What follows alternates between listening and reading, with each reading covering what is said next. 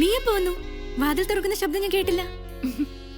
ഞാൻ അങ്ങനെയാ, ആവശ്യമുള്ളപ്പോ പൂച്ചയെ പോലെ പതുങ്ങി വരും. മനോജുമായി വഴക്കിട്ടിരിക്കുകയാണല്ലേ? ഏയ് ഇല്ല, ഇത് വെറുതെ ഫോണിലൂടെ. എടി, ഇതിലിങ്ങനെ മറയ്ക്കാനും ഒളിക്കാനും മാത്രം ഒന്നുമില്ല. നീ വായിച്ചിട്ടില്ലേ? പരസ്പര വിശ്വാസം ഇല്ലാത്ത രണ്ടുപേര് മരണം വരെ വിശ്വാസം അഭിനയിച്ചുകൊണ്ടിരിക്കുന്ന ഒരു ഏർപ്പാടാണ് വിവാഹം.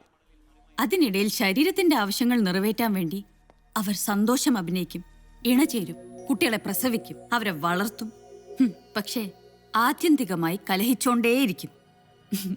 എന്നെ പോലെ ബുദ്ധിയുള്ള പെണ്ണുങ്ങൾ അഭിനയം മടുക്കുമ്പോ കൂടുതൽ കാലം ആ കലാപരിപാടിക്ക് നിന്നു കൊടുക്കാതെ ഇറങ്ങിപ്പോരും സ്വന്തം ജീവിതത്തിലേക്ക്.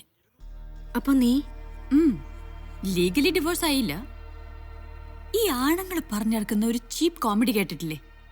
വല്ലപ്പോഴും ഒരു ചായ കുടിക്കാൻ എന്തിനാ ഒരു തേയിലത്തോട്ടം വാങ്ങിയിടുന്നതെന്ന്. ഇടയ്ക്കൊക്കെ ആ തമാശ നമ്മൾ പെണ്ണുങ്ങളും പറയണ്ടേ? നിനക്കെന്താ കുടിക്കാൻ? ഒന്നും വേണ്ട, ആദ്യം നിന്റെ വീടൊന്ന് കാണട്ടെ. അതാ എന്റെ മുറി, ഓൺ റൂം, എന്റേത് മാത്രമായ ഒരു ലോകം. ഇപ്പോൾ കിട്ടിയ ഒരു പ്രധാനപ്പെട്ട വാർത്തയിലേക്ക്. പ്രമാദമായ വിലാസിനി കൊലക്കേസിലെ പ്രതി രാജൻ തനിക്ക് വേണ്ടി കോടതിയിൽ ഹാജരായ അഡ്വക്കേറ്റ് മനോജ് കുമാറിനെ കോടതി മുറ്റത്ത് വെച്ച് കയ്യേറ്റം ചെയ്യാൻ ശ്രമിച്ചു. കൂടുതൽ വാർത്തകളുമായി ഞങ്ങളുടെ പ്രതിനിധി സുസ്മേഷ് ചേരുന്നു. സുസ്മേഷ്, എന്താണ് ഉണ്ടായത്? പ്രജോദ്, ഇന്ന് രാവിലെ 11 മണിയോടുകൂടിയാണ് പ്രമാദമായ വിലാസിനി കൊലക്കേസ് വിചാരണ ആരംഭിച്ചത്. രാജന് വേണ്ടി ഹാജരായ അഡ്വക്കേറ്റ് മനോജ് കുമാർ പ്രോസിക്യൂഷന്റെ വിസ്താരത്തിന് ശേഷം ക്രോസ് നടത്തവേ പ്രോസിക്യൂഷനെ സഹായിക്കും വിധം ചോദ്യങ്ങൾ ചോദിക്കുകയും അത് പ്രതി രാജനെതിരെയുള്ള പ്രധാന തെളിവായി കോടതി അംഗീകരിക്കുകയുമായിരുന്നു. പിന്നീട് ജയിലിലേക്ക് കൊണ്ടുപോകാനായി രാജനെ വാനിനടുത്തേക്ക് കൊണ്ടുപോകുമ്പോഴാണ് നാടകീയമായ സംഭവവികാസങ്ങൾ ഉണ്ടായത്. പ്രജോദ്, ഇപ്പോൾ സംഭവത്തിനോടുള്ള തന്റെ പ്രതികരണവുമായി അഡ്വക്കേറ്റ് മനോജ് കുമാർ ലൈനിലുണ്ട്. ശ്രീ മനോജ്, എന്താണ് യഥാർത്ഥത്തിൽ സംഭവിച്ചത്? പ്രശ്നങ്ങളൊന്നുമില്ല. ജാമ്യം ഒരുപാട് ആഗ്രഹിച്ചിരുന്ന ഒരു പ്രതി പെട്ടെന്ന് ജാമ്യം നിഷേധിച്ചപ്പോൾ ഉണ്ടായ ഒരു മാനസിക അസ്വസ്ഥത. ഞാൻ ഈ കേസ് കൂടുതൽ കൂലങ്കഷമായി പഠിച്ച് പുള്ളിക്ക് ജാമ്യം മേടിച്ച് കൊടുക്കുമ്പോൾ എന്റെ പ്രശ്നങ്ങളൊക്കെ അവസാനിച്ചോളും. That's all. വാർത്തകൾ ഇടവേളയ്ക്ക് ശേഷം.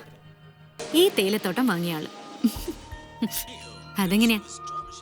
ഒരു കേസ് നന്നായി പഠിച്ച് പ്രിപ്പയർ ചെയ്യേണ്ട സമയത്ത് മറ്റു പലതുമല്ലേ മനസ്സിൽ. നീ കരുതുന്നത് പോലെ വഴിവിട്ട ബന്ധങ്ങൾ മനോജിനുണ്ടെങ്കിൽ അത് അയാളുടെ പ്രൊഫഷണൽ ലൈഫിനെ മാത്രമല്ല, നിന്റെ പേഴ്സണൽ ലൈഫിനെയും കൂടിയാണ് ബാധിക്കാൻ പോകുന്നത്.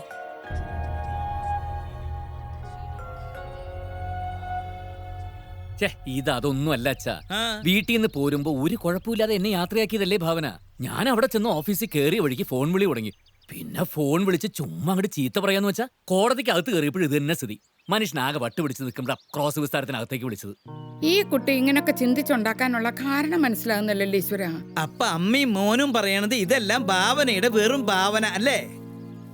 അവള് സങ്കല്പിച്ചുണ്ടാക്കുന്നത്. എങ്കിൽ പിന്നെ ഒരു സൈക്കാട്രിസ്റ്റിനെ കാണിക്കും നീ നിന്റെ ഭാര്യയെ. അവൾക്ക് എന്താ രോഗം എന്ന് അയാൾ തീരുമാനിക്കട്ടെ.